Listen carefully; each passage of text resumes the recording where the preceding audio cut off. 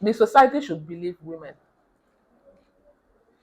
When somebody, whether it is a woman or a man that raises alarm on whatever is happening to the person, the society should first give the victim the benefit of doubt. That's number one. That is when the perpetrators will become afraid. It is not when something happens, you start blaming, oh, a girl has been killed. Why did she follow a man? It is because of money. They use that to do Yahoo because she does not follow poor men. And then you take the conversation from someone who has been killed to what the victim was doing, and you completely forget the perpetrator in that conversation. In the issue that we are facing currently, right, between Senator Natasha and the Senate President, one antecedent seems to be working against Senator Natasha. The fact that she has accused someone before and it turned out to be false is why so many people are saying that if she's lied before, that she can lie again. They're also saying that if she lied to the husband about the fact that, according to her, she was inappropriately spoken to by the Senate President, that she lied to the husband, mean that she can lie to any other person. These kinds of antecedents, and the fact that it's been told over time that some are false alarm of rape, alarm of sexual harassment by women, that they are false, and that some men has even gone into prison because of this. These are the reasons why the public cannot fervently believe a woman when she says, okay, I have been sexually harassed. How do we address this one? The law. Say that again, please. You address it with the law. Because somebody said, I was sexually harassed, and it turned out, how did you even know it was turned out, that it turned out to be false? In the case of Reno gave a rebuttal. And after that, what happened? You know, when it comes to sexual harassment, I always keep the door open. Anything can happen. And once there is an allegation, let them follow through with the allegation and come to the end of it. Until they come to the end of it, we will never know. That does not mean that other people or other times when she cries foul that there's a foul. Someone can say, oh, I was raped and was not raped. Does not mean that person cannot be raped. So when somebody says, I have been sexually harassed, let her go to court and then address that issue in court. It is not a thing that will now affect what other people say. Because, you know, society, we always shoot ourselves in the foot. We always shoot ourselves in the foot. Well, once somebody has, I hear that Senator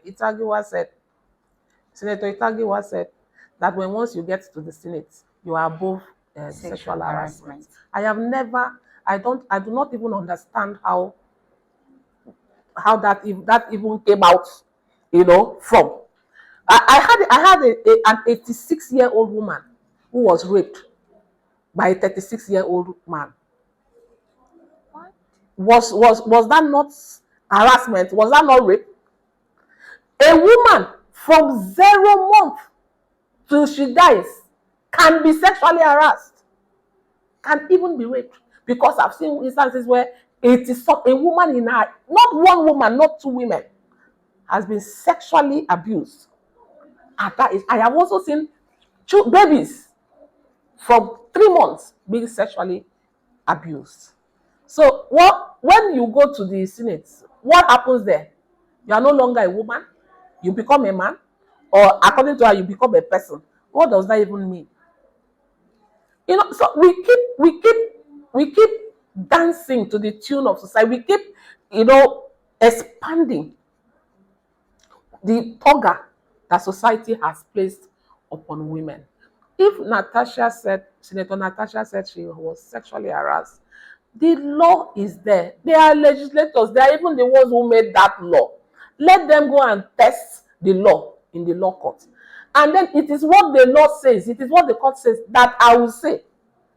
For me, I have no comments on what is going on with our Senate President. And now, if he who alleges must prove. And there is a place to go and litigate those issues.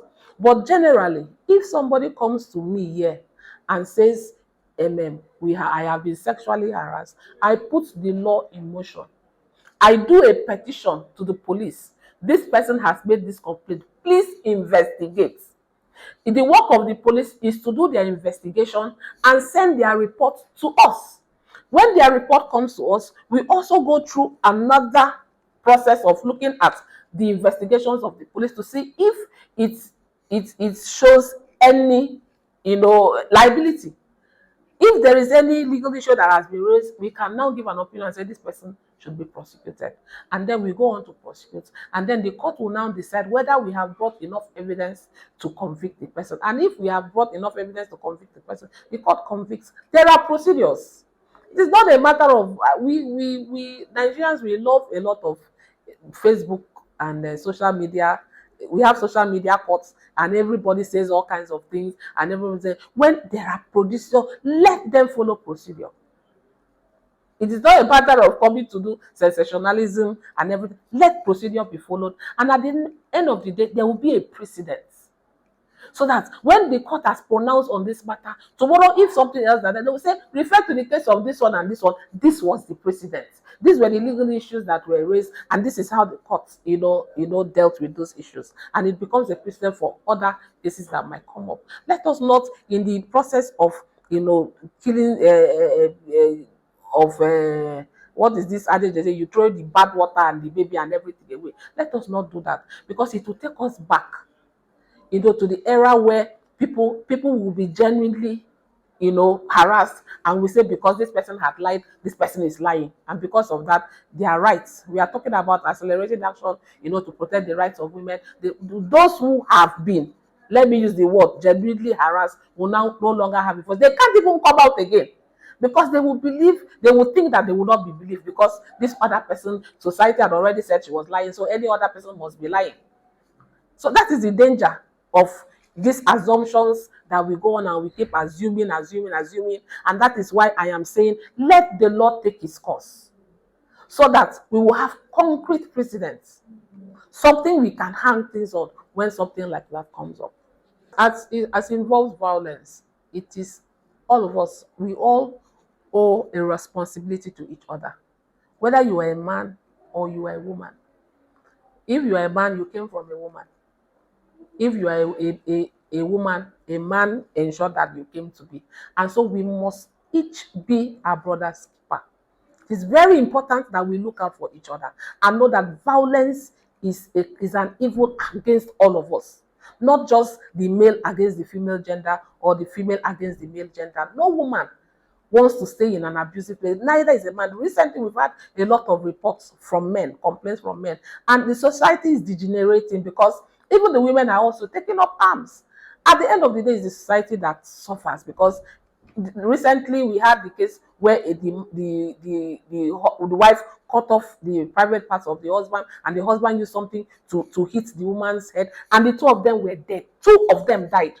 With how many children? Is it 6 children? Who will take care of those children? What will happen to those children? Even if the government said, oh, we are going to take care of it, do you know how that works? For how many years? This administration will leave, another administration will take over. What is the need? And then what of the trauma of what those children, have witnessed? Some of these children turn out to be abusers themselves. So at the end of the day, your child that you think you have protected can now become a victim to a child of another child that came from, an abusive home, that have witnessed such horror. So it is our responsibility to ensure that we keep our society free from violence. It is our responsibility to know that when we see something that is not right in our environment, we report it. Even if we don't want to be known, come and report, and then we'll step in and ensure that your environment is crime-free, your environment is violence-free. Let us see how we can strive for a society where there is no violence, where husbands and wives can live in peace, where people can resolve their issues without resorting to violence. So many mechanisms are available for that, and government has established different places where you can go and resolve your issues. Even in the judiciary, we have the multi-door courthouse of the judiciary where you can walk in free, absolutely free, and make your complaints. We have the Center for Alternative Dispute Resolution, also established for government, where you can go and resolve your issues. You have the Ministry of Justice here, where you can walk in and also get your issues resolved at no cost. There is no reason anybody should carry arms against each other. There is no reason why we should resort to violence in sorting out our issues. So today I speak to all Akwa Ibomites that we should always seek peace for our good, that we should all seek, because the end of violence is not always right.